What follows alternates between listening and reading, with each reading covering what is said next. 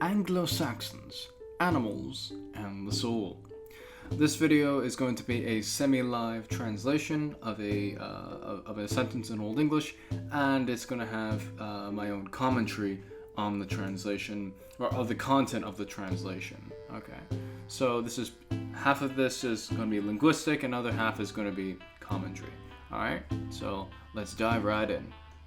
So here we have our Anglo-Saxon sentence, Old English sentence, and it's from the Homilies of Ælfrîc.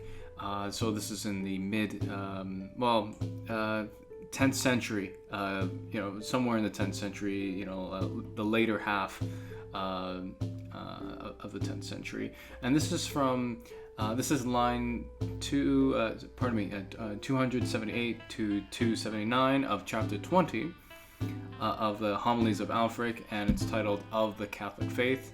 I will put a link down below where you can read the whole thing, and yes, there is a modern English translation that goes with it, thankfully. I also have to say in brief, what is actually a homily? A homily is a sermon geared towards moral instruction. Okay, so essentially where people get their right and wrong from.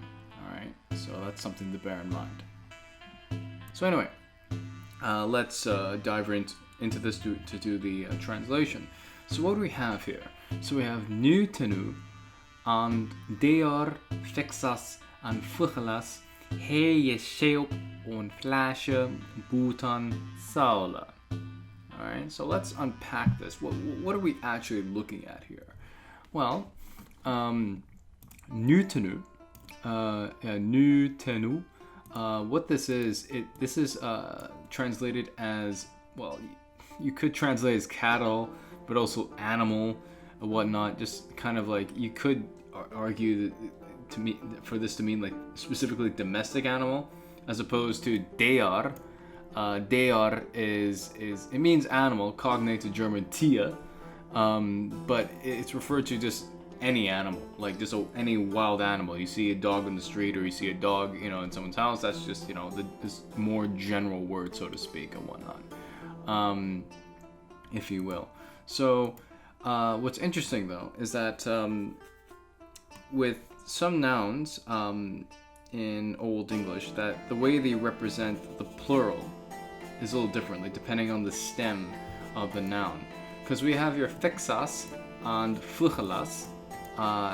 This is fish in the plural, so, if I were to say, literally fishes, even though we say fish for the singular and plural in present day English. And same way we say sheep, we say one sheep, two sheep, right? And then we have fuchelas here, which means fowls, to be literal about it, but, in modern English translation would be birds. So we have the final as for these nouns, these plural nouns, but we don't have a noun, a plural signifier here, so to speak. Like some words today, their singular form is also the plural form as well. So yeah. And some nouns, they represent their plural with having a u at the end. This is typical of neuter nouns. Yeah. And I double checked. Nutenu is the gender of it is in the neuter. And like modern day German, Old English has three grammatical genders of masculine, feminine, and neuter. And so nutenu is an example of a plural in the neuter in the plural, right? So that is good to bear in mind. What's interesting though is that thing is, since nutenu is in the is neuter and plural, so is deor in the neuter and plural. However, fixas, this is masculine and in the plural, and the same thing with fuchelas. They're both masculine and plural. But the thing is, the nature of Old English nouns is that you can't just assume that, okay, all masculine nouns have the as ending, suffix, so to speak, to represent masculine plurality. One has to look at the stem of the word in question. Like there are different categorizations of within stems, and how each grammatical gender manifests within that stem. That may be a little complex to think about. So this is where a grammar book would come in handy to kind of show you like model examples of like, okay, what does a stem masculine look like, and they'll have a model noun that that represents the other nouns or whatnot. So that's something to bear in mind. So that it's interesting that we have a plural neuter, neutinum, and we got deor, we got fixas. So we got neuter, fixas, masculine, and fuchelas, masculine as well. Moving right along, we have he yeshilp on flashe butan saula. He yeshilp on flashe butan saula. Okay, what's going on here? So we got he, that's he in Old English, and we got yeshilp. So this is a past indicative singular of to shape. And the thing is with Germanic languages, you didn't have the way they will express what you use, how we say in today's English, with the Latinate version equivalent, I should say, of create. In Germanic languages, you would use the word shape. So in this context, so he shaped, or he, if you will, created on in flesh. And then butan is interesting here because butan is actually a contracted form of beutan, right? But in a lot of Anglo-Saxon sources, due to lack of standardization or what have you, and spellings would vary from scribe to scribe, so whatnot. So and of course, these people are subject to human error, right? So sometimes, they misspell things or what have you, or whether this was intentional for convenience, to write faster or something like that. But this is what I just said there is speculation. Whether this was intentional or non-intentional, that's up for discussion. So we got butan here, and butan here means in this context it means without. So without, like not having something without, right? So so in flesh, so he shaped in flesh without soul. Okay, so to go a little deeper in here, what is going on? We have got flasha here, we got sala here. What's going on? Hang on. So to go a little deeper into this, so we got he, which is masculine he, yesheop, he shaped in flesh. Flesh is in the gender is neuter, and saula here, or sawel, is feminine. So, but then again, that begs the question: what inflectional case is going on here? We got in flesh, on flasha. This is given its neuter, and this would be the dative singular, so the indirect object. And in turn, we got butan here, depending on the context or what have you. Well, actually, it's interesting how in Old English you got some prepositions that can take both the dative and the accusative. And the form for sawel here, this could be either, this is the same way you would represent inflected sawel for the accusative or dative. So knowing that this is in dative, dative singular, one can infer and that this is also in the dative singular as well.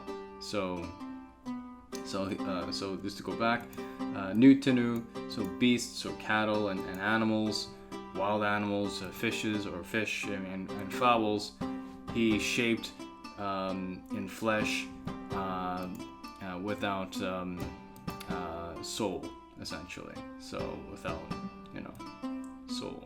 So so it's kind of like saying what material has been used, so to speak, or in what way, so to speak, and whatnot. So, but it's interesting. That's the thing with Old English. Sometimes it's really hard to discern, whether a preposition takes you this or that case, because sometimes you would find arguments for, like, let's say one preposition taking the accusative, but then you would find one anomaly where you find one usage where it has the dative, right? So with Old English, it's kind of tricky and whatnot. But given that with the source material we have here, I can say definitely that this is neuter, singular, dative, and this is in knowing what this is in, assuming that this will be in the same number, in the same number in case, whatnot. So yeah. So anyway, so let's translate this. So we got beasts or cattle, beasts and cattle and animals, fish and fowls. Well, that's not how you spell fowls. Fowls, to be very literal about it. So hang on, let's just fix this up here. Fowls, he shaped in flesh, without soul. Well, actually, without. Bhutan can not only just means without, but it can also mean except as well. So except soul. So yeah, that's pretty much the sentence in question of how to translate it word per word. I know it's a bit tedious and whatnot, but in order to learn any language well, and you really want to understand it, you kind of have to do the tedious work of, like, looking up each word in the dictionary and, like, piecing it all together and whatnot. But it's worth it, especially if you're really dedicated in learning a language. Doing that tedious work is useful, right? So again, this is from the Homilies of Ælfrîc, line 278 to 279, chapter 20 of the Catholic Faith, and I'll put the link of this whole text. The link to this excerpt, actually, which includes the whole text and a modern English translation. And no, it's not me that did the translation. No way. So this is the translation part. But now I'll enter into the commentary part. So let's move on. As for the commentary of this, looking at this, beasts and cattle and animals, fish, fowls, essentially animals are created. And this is from an Abrahamic point of view, right?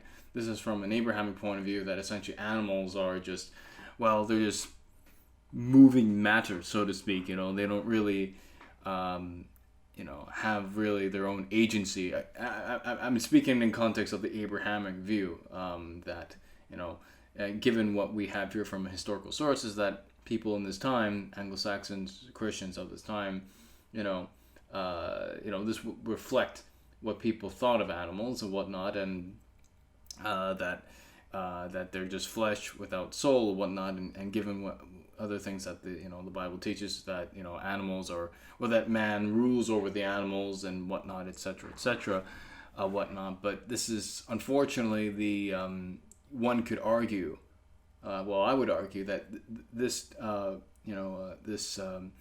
primary source, if you will, from the period, would be an indication of, like, the justification for eating meat, because of course, because it takes a lot to go out your way to kill an animal and eat it and whatnot, and here's the rationale for that. Speaking from the period, right? Of course, there's a justification and whatnot, for animal eating and whatnot. But just to go a little further, of course, speaking from a Vedic point of view, that every animal is a spirit soul in a temporary body. We say today, like, when it comes to our own dogs our pets, right? I mean, is it the dog's body that's a good boy, or the person in the dog's body that's a good boy? Are we really talking to the body, or we're talking to the person in the body? For example, of course, with a famous person, we want people, people like to be with that body of that famous person or what have you, while that body's alive, get bodyguard to protect that person. But when that body dies, with the example of a human person, when that body dies, we want nothing to do with that body. The same way, we see a cute dog, we won't be with the dog in question because, because the dog is cute and whatnot, the dog's body and whatnot. But really, it's the personality in the dog's body, that's nice and kind and friendly and da da da da. And when the person leaves that body, the person in question leaves the dog's body, we want nothing to do with the dog's body, bury it or what have you or whatnot. So, so that's something so this question here is really for contemplation, whatnot, and with this commentary, it's kind of juxtaposing essentially the Vedic view as opposed to the way people thought in Anglo-Saxon England in the 10th century, right? So and this is kind of like juxtaposing, essentially inferring from this that of animal eating and whatnot, because it's a shame that that people have this view because animals do feel pain.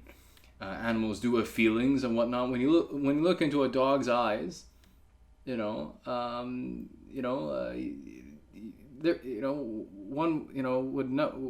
would understand that there's someone in there.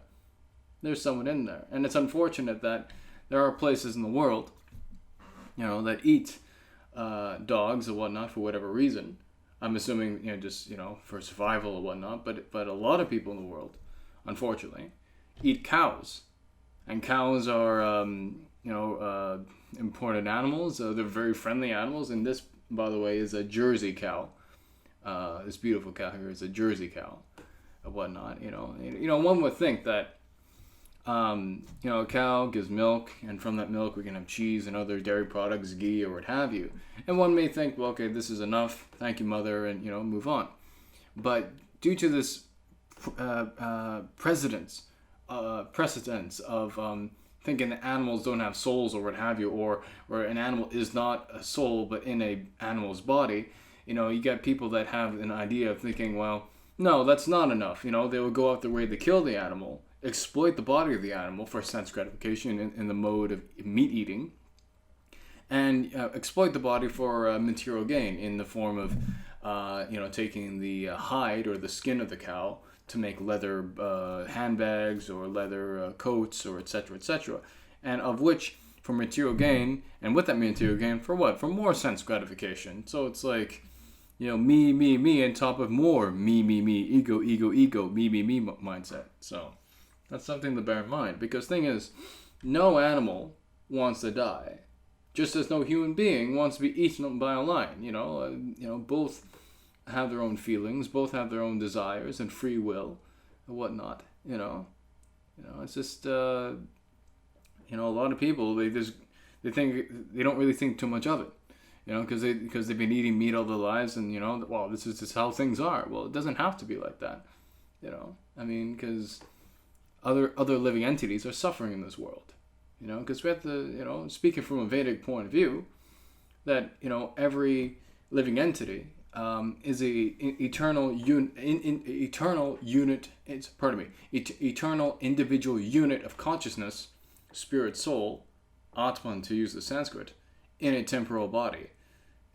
Sure, a dog, a spirit soul, a unit of consciousness may temporarily be in a dog's body. Later on, that dog, depending on its relations, will take on a new body.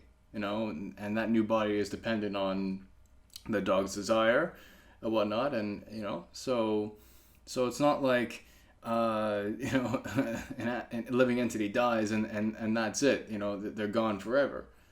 It's only the body that's gone, it's not the soul. The soul keeps on going into a new body, so but people who don't understand this, they think that nothing happens after death, or it doesn't matter. Well, and so they carry on with meat eating and whatnot, and so forth. To go further into this, You know, that every creature is essentially a spirit, soul, eternal individual unit of consciousness, spirit, soul, and a temporary body, coupled with that, you know, that each living entity, spirit, soul, is part and parcel of the Supreme Personality of Godhead, and you know, and Supreme Personality of Godhead is in the heart of every living entity. You know, as two birds on a branch. One further behind is the super soul, you know, while the one in front is eating the fruit is the Atman, the soul himself, right? So that's something to bear in mind. I know I'm going very deep into this, but like this is, you know, looking at the same picture but from a different angle, right? Okay, so all in all. You know, speaking from a Vedic point of view, that every creature, whether that's to an ant, to a dog, to a cow, to a human, and so forth, you know, we're all individual units of consciousness, which are eternal but finite in our bodies, and of that, we're part and parcel of the Supreme Personality of Godhead. So to end this off, you know, to take a quote from my guru, that essentially that we are vegetarian because animals are also God's precious children. You know, because of course on the material platform, you know, cows and other living entities, we all have different forms and whatnot. But on the spiritual platform, we're all equal in the sense that we're all individual. You know, not every spirit soul is the exact same. Of course not. That we're equal in the sense that we're all individual Atmans, individual spirit souls in material, finite in material bodies and whatnot. So yeah. So that's pretty much it for this video. Kind of juxtaposing how people thought in Anglo-Saxon England versus, you know, the Dharmic view of animals and whatnot, and really the Anglo-Saxon view that I presented earlier is really from an Abrahamic point of view. So yeah. Anyway, guys, thank you for watching, and be sure to subscribe if you're new, and if you really like the channel, please become a patron at my Patreon page down below. Thanks for watching. Bye-bye.